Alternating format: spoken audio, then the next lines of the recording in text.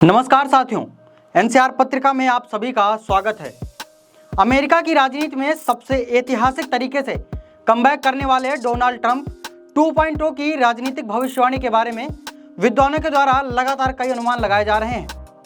आपको बता दें कि आमतौर पर दुनिया के तमाम विशेषज्ञ यह मान रहे हैं कि डोनाल्ड ट्रंप के इस दूसरे कार्यकाल में बनने वाली कई नीतियां मौजूदा वैश्विक व्यवस्था में काफी उथल पुथल मचा सकती हैं। दरअसल यूक्रेन वॉर से लेकर पश्चिम एशिया में जारी संघर्ष के अतिरिक्त विश्व व्यापार संगठन यानी WTO जैसे संगठनों की भूमिका एवं पर्यावरण सुरक्षा को लेकर भी ट्रंप की नीतियां मौजूदा जो बाइडेन सरकार से बिल्कुल ही अलग हैं।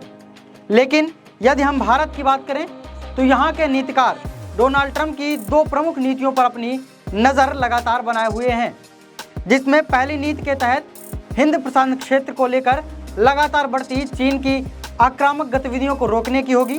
दूसरी नीति की तरफ चीन निर्मित उपकरणों पर अमेरिकी निर्भरता को कम करते हुए खत्म करने को लेकर रहेगी। वहीं जानकारों का यह कहना है कि ट्रंप प्रशासन की उपर्युक्त दोनों नीतियों से भारत को काफ़ी फायदा हो सकता है।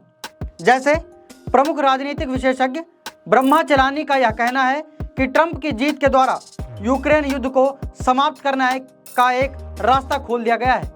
वहीं साथ में यह भारत के साथ संबंधों में एक बार फिर से परस्पर आदर भाव को बढ़ाने का काम करेगा। आपको बता दें कि जो बाइडेन प्रशासन के अंदर के लोगों के हस्तक्षेप के कारण भारत के साथ अमेरिका के रिश्तों में कुछ तनाव भी आ गया था। वहीं अब बताते हैं कि पिछले साल तक अमेरिका के राजदूत रहे तरणजीत सिंह सिद्धू के द्वारा एक मीडिया चैनल को यह बताया गया है कि ट्रंप के इस दूसरे कार्यकाल में भारत तथा अमेरिका के रिश्ते और भी गहरे हो सकते हैं। वहीं खास तौर पर बात करें तो यह रिश्ते रणनीतिक क्षेत्र को लेकर और भी बढ़ोतरी हो सकती है। वहीं कई क्षेत्रों में यह साझेदारी अब और भी प्रगाढ़ होने की उम्मीद नजर आ रही है। साथ ही यह भी याद रखना पड़ेगा कि हिंद प्रशांत क्षेत्र में अमेरिका की पहली नीति ट्रंप के द्वारा अपने पहले कार्यकाल में जारी की गई थी तथा इसमें हमेशा से ही भारत की एक अहम भूमिका रही है। पूर्व विदेश सचिव सिब्बल का यह कहना है कि ट्रंप की आर्थिक नीति का असर भारत पर सबसे ज़्यादा रहेगा, क्योंकि ट्रंप का हर देश से आने वाले उत्पादों पर करीब 10 से लेकर 20% से भी अधिक का आयात शुल्क लगाने के बारे में भारत को सबसे अधिक शुल्क लगाने वाला देश बताते रहे हैं। वहीं अब इस बारे में भी भावी अमेरिकी नीतियां भारत के लिए काफ़ी ज़्यादा महत्वपूर्ण रहेंगी। साथ ही साथ विदेश मंत्रालय के अधिकारी भी यह बताते हैं कि चीन की बढ़ती गतिविधियों को देखते हुए ही क्वाड का यह गठन किया गया था। वहीं पिछले 3 वर्षों में यदि देखा जाए तो क्वाड के भीतरी देशों का सहयोग बहुआयामी हुआ है।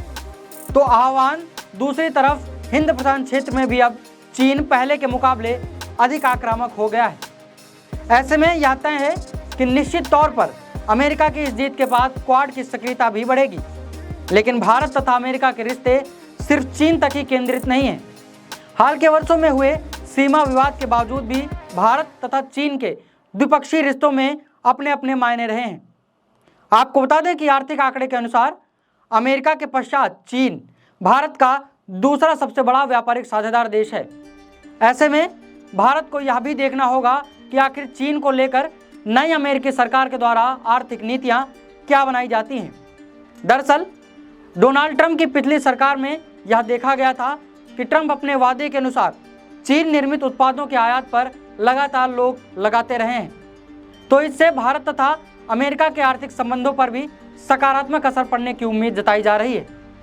वहीं आपको बता दें कि अंतर्राष्ट्रीय कारोबार पर शोध करने वाली एजेंसी GTRI के प्रेसिडेंट अजय श्रीवास्तव का यह कहना है कि ट्रंप की इस सरकार के द्वारा भारत के उत्पादों पर शुल्क घटाने जैसे कदम भी उठाए जा सकते हैं। लेकिन यदि वह चीन के खिलाफ कारोबारी युद्ध दोबारा शुरू करते हैं तो इसका फायदा भी अमेरिका की सरकार को ही होगा। दरअसल चीनी आयात को रोकने के लिए डोनाल्ड ट्रंप की कोशिश भी यही रहेगी कि आने वाले समय में भारतीय उद्योगियों को इसके बारे में फायदा हो सकता है।